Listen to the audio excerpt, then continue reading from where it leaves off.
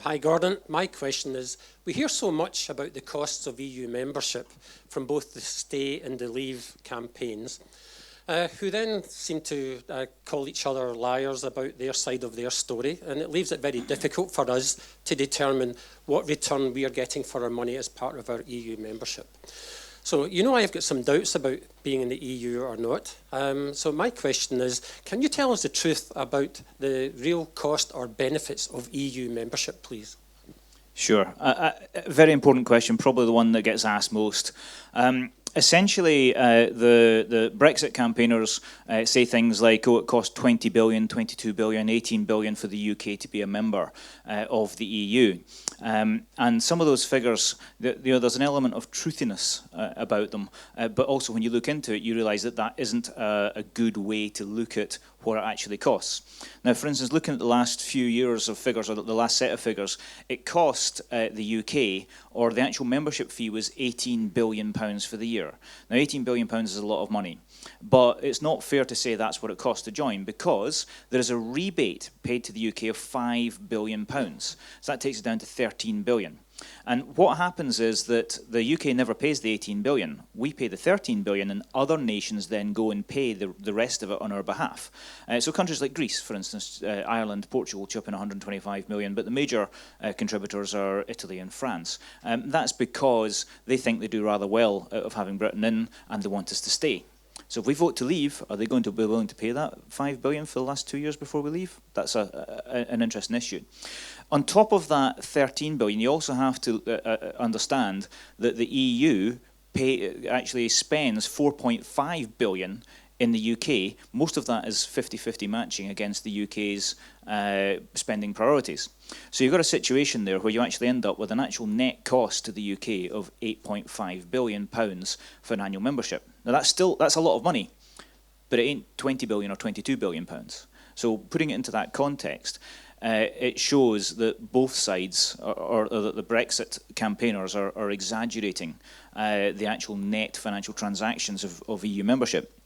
But if you want to look at how it affects Scotland, you've got to actually look at that 13 billion figure, the pre-EU spend figure, because we've got 8.2% of the population, and therefore our population percentage share of the fee is about 1.1 billion pounds. But the EU spends in Scotland 782 million pounds. So it spends an awful lot more in Scotland per head than it does in the rest of the UK. So with 8.2% of the population, we get, I think it's 17.4% of all of the EU's expenditure for the UK. So you can see that the EU takes money from London and the South East, where it doesn't give many grants at all because they're very wealthy, and gives it to Scotland, to Wales and to Northern Ireland. So the centralisation, the pool of wealth and opportunity and political power to London and the South East is actually negated by the way the EU distributes the UK's membership fee.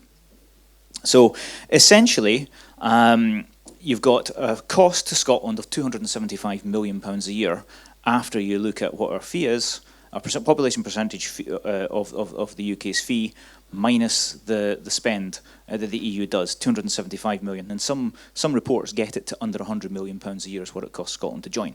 Northern Ireland and Wales make money out of joining. They're a net beneficiary in terms of the financial fees. So you're left with 275 million pound fee. What does that do to our economy? Well, many of the reports that I've seen look at between 2.5 and as much as 8 or 9% of your GDP is actually driven through access to the common market, being a member of the EU. Now in Scotland, that would be about 7 billion of our GDP, give or take, and that would filter through to about £2 billion worth of revenue for the government. So that's £2.2 billion that the government can spend in Scotland every year as a result of access to the common market. And therefore, you've got to say that the actual relationship between what we pay and what we get back is pretty good. Scotland does well out of EU membership, England not so well, and that's possibly why you see a difference in the polls between the two countries.